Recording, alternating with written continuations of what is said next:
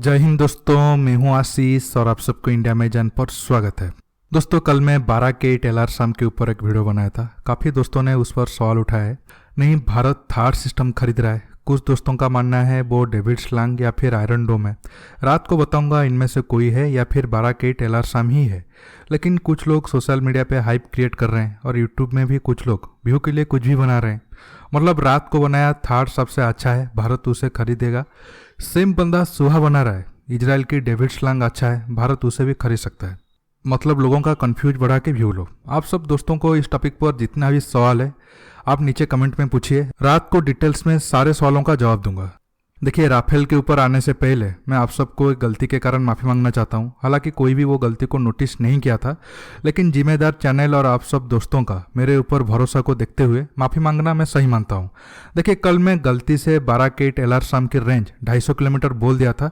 ये गलत है। एक्चुअली मैं एक डिफेंस ब्लॉगिंग साइट में पढ़ा था तो मुझे लगा कि ये सही है, लेकिन कुछ जगह इसकी रेंज 150 किलोमीटर भी बताया गया है।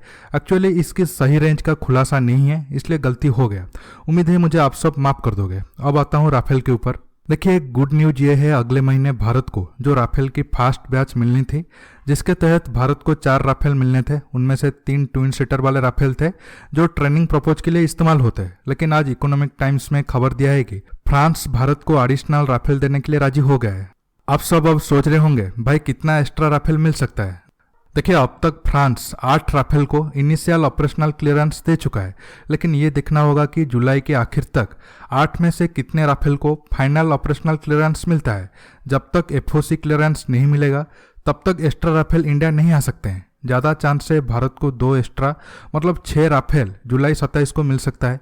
अगर तब तक सब 8 राफेल को ही एफओसी क्लियरेंस मिलता है तो बहुत अच्छा है। इसके साथ फ्रांस ने यह कहा है कि राफेल डायरेक्ट फ्रांस से इंडिया आएगा, बीच में कोई स्टॉपेज नहीं होगा। पहले ये प्लान था राफेल फ्रांस से कतर होते हुए आएगा, क्योंकि एक साथ इंडिया आने के लिए फ्यूल प्रॉब्लम हो सकता है, इसलिए बीच में रुककर रिफ्यूलिंग करके इंडिया के अंबाला एयरबेस में उतरेगा। लेकिन भारत सरकार ने इस बात पर राजी नहीं हुए, क्योंकि अब सीमा पे चीन के साथ तनाव चरम पर है। इसके साथ कोरोना का भी डर है। फ्रांस ने कहा है कि वो अब बीच में मिड एयर रिफ्यूलिंग का सपोर्ट देगा ताकि फ्यूल प्रॉब्लम ना हो। देखिए, अब अगले महीने भारत को राफेल मिलने के बाद हमारा सेना की ताकत और बढ़ेगा और चीन को कड़ा जवाब मिलेगा, क्योंकि लद्दाख में चीन के साथ चल रहे सैन्य तनाव के बीच भारत सरकार के शीर्ष नीति निर्धारकों में एक बात पर आम राय बनती नजर आ रही है। उनका कहना है कि सीमा विवाद को सुलझाने के लिए चीन के साथ बातचीत तो चलती रहनी चाहिए, लेकिन अगर जरूरत पड़े तो देश को ड्रैगन के साथ टकराव या लड़ाई के लिए भी पूरी तरह से तैयार रखना चाहिए। इंडियन एक्सप्रेस की रिपोर्ट के मुताबिक इस चर्चा में शामिल रहे उच्च पदस्थ सूत्रों ने कहा है कि हम टकराव को बढ़ाना नहीं चाहते हैं, लेकिन चीन के सामने झुककर हम समझौता भी नहीं करेंगे। देखिए, लद्दाख एरिया में हमारा एयरफोर्स चीन की एयरफोर्स से अच्छा पोजीशन में है। भारत अब 1962 जैसा गलती नहीं करेगा।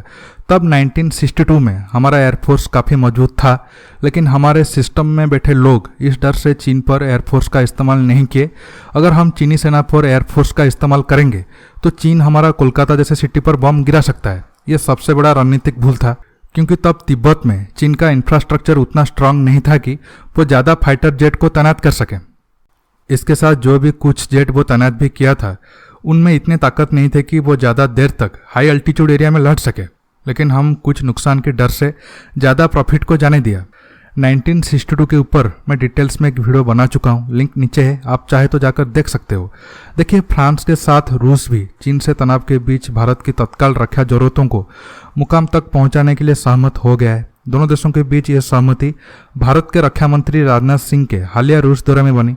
दोनों देशों के बीच रक्षा सौदा में AK-203 असल्ट राइफल और कामोव यूटिलिटी हेलीकॉप्टर को लेकर भी बातचीत हुई है। इसके साथ भारत ने रूस से कहा है कि S-400 डील में भी अब देरी नहीं करनी है। इस बात पर रूस ने भारत को आश्वस्त किया है कि वो अगले कुछ महीनों में उसे अंजाम तक पहुंचा देगा। दोस्तों, ये छोटा सा अपडेट वीडियो था। रात को मैं डेविड लैंग, थार, आयरन डोम और 12 के टेलर शाम के ऊपर वीडियो बनाऊंगा। आपकी मन में इस टॉपिक रिलेटेड कोई भी सवाल है तो नीचे कमेंट में पूछिए।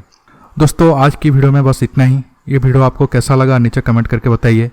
ये वीडियो को लाइक शेयर करने के साथ साथ मेरे चैनल को सब्सक्राइब करना मत भूलिए और सब्सक्राइब बटन के पास जो बेल आइकन है उसे भी प्रेस करिए, ताकि आगे आप मेरे आने वाले वीडियो को मिस ना कर सकें। दोस्तों, रहता हूँ, बहुत जल्द एक न्यू टॉपिक के साथ मिलूंगा। नमस्कार, जय हिंद।